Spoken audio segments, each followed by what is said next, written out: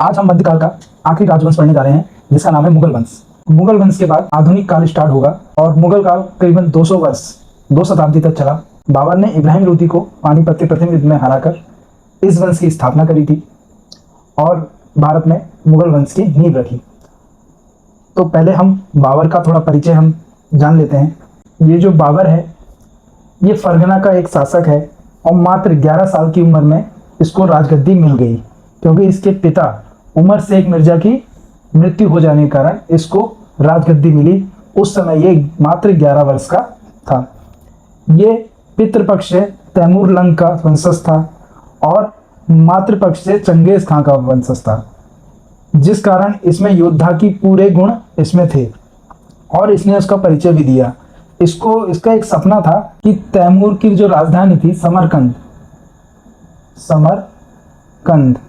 वहां का ये राजा बनना चाहता था, उसको अपने कब्जे में करना चाहता था। इसने किया भी, 3 बार समरकंद को अपने अधीन लाया पर कारणवश वो छूट गया। फिर इसने अपना रुख दक्षिण की ओर करा और काबुल और कांधार पर हमला किया 1504 ईस्वी में और उसको अपने अधीन ले आया। और अधीन लाने के बाद वहां पर इसने बादशाह की उपाधि धारण की। मिर्जा की उपाधि छोड़कर इसने बादशाह की उपाधि धारण की, जिसको हम बादशाह भी कहते हैं।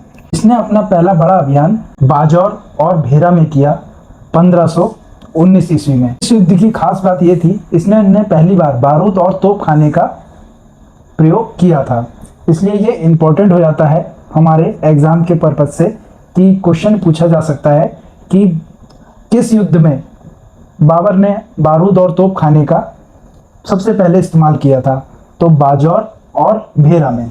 उसी समय भारत में राजनीतिक अस्थिरता फैली हुई थी, जिसका लाभ उठाकर बाबर ने भारत पर आक्रमण किया और इब्राहिम लोदी के जो चाचा थे जिसका नाम था आलम शाह लोधी और पंजाब का एक सूबेदार था जिसका नाम था दौलत खां लोधी, इनने बाबर को आमंत्रित किया कि वो भारत पर दिल्ली पर आक्रमण करे, जिस समय जो इब्राहिम लोदी यहाँ पर शासन कर रहा था। और बाबर ने उसका निमंत्रण स्वीकार कर लिया और उसने अपना पहला आक्रमण भारत में 1526 ईस्वी में 21 अप्रैल को इब्राहिम लोदी के विरुद्ध किया। पानीपत की ये प्रथम युद्ध कहलाता है। इस युद्ध में बाबर ने तुलगमा युद्ध पद्धति का प्रयोग किया। ये वो पद्धति है, इसमें क्या होता है कि इसमें तीनों साइड से अपोजिट सेना को घेरा जाता है, दाएं से, बाएं से और सामने से, जिससे उसके पर तीनों तरफ से वार होते हैं। और इसने उस्मानी विधि का भी प्रयोग किया। ये विधि क्या थी? ये विधि तोपों को गाड़ी में बांधकर चलाने की एक विधि थी, जिसका प्रयोग उसने इस युद्ध में किया था। और ये युद्ध अपनी इस पद्धति और तोपों के वजह से वो ये युद्ध जीता था और उसने भारत में मुगल साम्राज्य की नींव रखी थी। और इब्राहिम लोदी युद्ध के मैदान में मारा गया। ये पहला सल्तनत काल का शासक था जो युद्ध के मैदान में मारा गया था।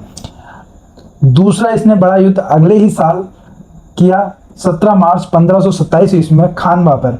जो ये खानवा जगह है वो खानवा जगह राजस्थान का भरतपुर जिले में पड़ता है। वहाँ पर इसने वहाँ के राजा राणा सांगा जो राजपूत शासक थे उसके विरुद्ध किया। राणा सांगा ने उस समय सभी राजपूत शासकों को इकट्ठा करके इसके विरुद्ध युद्ध लड़ा और युद्ध ये बहुत भयानक था, जिसमें बाबर हार रहा था।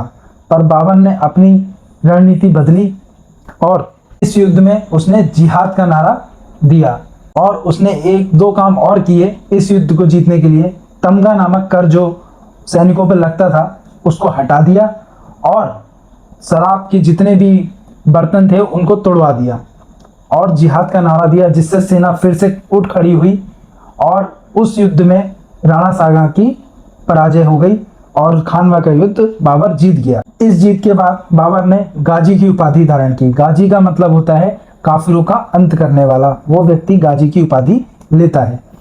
फिर इसने अपना अगला युद्ध 15 जनवरी 1528 ईस्वी में चंदेरी पे किया। चंदेरी वर्तमान का बुंदेलखंड और मालवा का मध्य प्रदेश का बॉर्डर है और मालवा क्षेत्र में पड़ता है।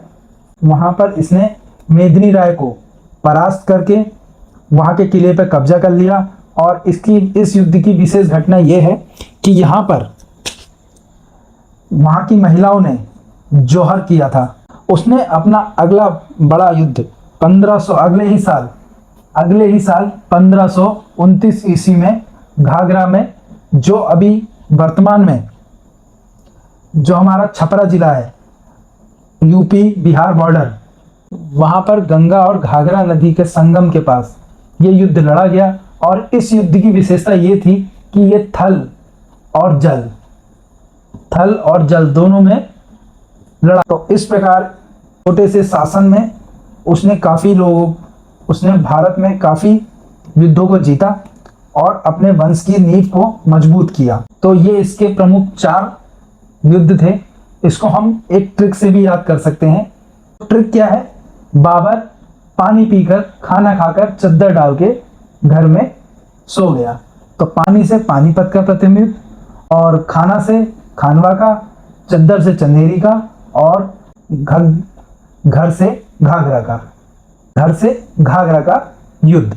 तो ये क्रम हमें एग्जाम में बहुत काम आएगा याद करने के लिए। और इन युद्धों की डेटें भी हमें याद करनी बहुत जरूरी है, क्योंकि डेट भी पूछी जाती हैं और उनका मिलान करने को कहा जाता है। बाबर ने अपनी आत्मकथा तुजुक-ए-बाबरी बाबरनामा लिखी, जो तुर्की भाषा में थी, पर इसका फारसी में अनुवाद अब्दुल रहीम खान खाना ने किया था। ये एक इम्पॉर्टेंट पॉइंट है, इम्पॉर्टेंट क्वेश्चन है जो एग्जाम में पूछा जाता है कि फारसी में बाबरनामा का अनुवाद किसने किया था? तो अब्दुल रहीम खान खाना ने। बाबर ने एक माप की इकाई भी चलाई थी जिसे गज-ए-बाबरी भी कहते हैं। और बाबर ने आगरा में आरामबाग और पानीपत में काबुली मस्जिद का निर्माण भी कराया था। और मृत्यु के बाद बाबर को आरामबाग आगरा में दफनाया गया था। और बाद में उसकी इच्छा अनुसार, जो उसकी इच्छा थी उसकी काबुल में उसका मकबरा बनाया जाए, तो उसको काबुल ले जाकर वहाँ पर उसका मकबरा बनाया गया। तो ये था हमारा बाबर। अब इसके 4 पुत्र थे, जिसमें उसका बड़ा बेटा हुमायूं, जो अगला शासक बनेगा। अगली क्लास में हम हुमायूं के बारे में पढ़ेंगे।